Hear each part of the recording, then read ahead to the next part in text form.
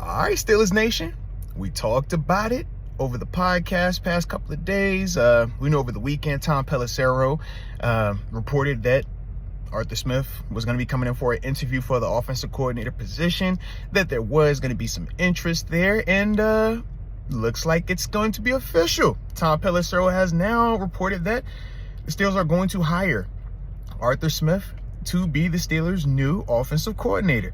So we've talked about Arthur Smith now. I think a lot of people know his history, right? We know if you're looking at the immediate, you're thinking Atlanta Falcons, and you probably hate this decision. You're saying to yourself, Bijan Robinson, Kyle Pitts.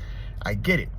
If you're, on the optimism side, glass half full, you're saying Tennessee Titans when he was just an offensive coordinator and he got a chance to hyper-focus on what he does really well, which is create productive offenses, which we saw him do in Tennessee. And just when we talk about the blue-collar nature of him, a guy that started out in that Titans organization back in 2011, worked his way all the way up from a quality control coach to being an actual offensive coordinator. I mean, anybody that's worked in those type of professions understands that that is a very, very daunting task, especially to do within the same organization. A lot of things that we've kind of talked about in terms of why we thought that this decision would make sense. Also, when you think about what Coach Thomas specifically was looking for, veteran, a guy that is play called, a guy that has had success, a guy that has been able to create, in his own sense without having to just, be a part of somebody else. So in that vein, he checks a lot of those boxes. Now, in terms of innovation, we know we're not getting a ton of that with Arthur Smith. You're getting a tried and true system in terms of running the football, in terms of play action pass. I'm going to tell you over and over, think Tennessee Titans, Ryan Tannehill, Derrick Henry, AFC Championship run.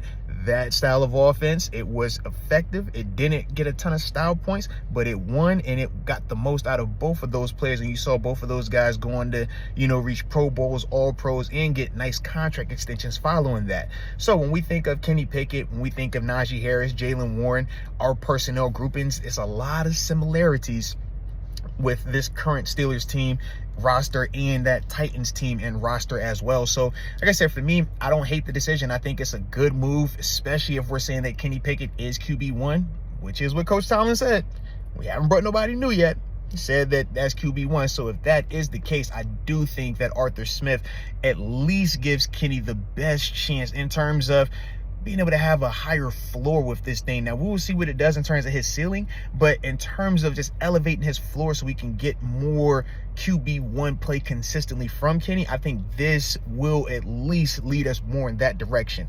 Now, if it works out great, then we're talking about 2 years anyways, and Arthur Smith is trying to become a head coach somewhere, and we're looking for another young, innovative dude to come in here and really, build upon the success that he would have had. But if it doesn't work, well, guess what? It's still a 2-year situation, because that's when we'll be looking at going and moving from Kenny as well, potentially. So, like I said, I don't hate it. I think it's a good move, and I think it's an appropriate move for where we currently are.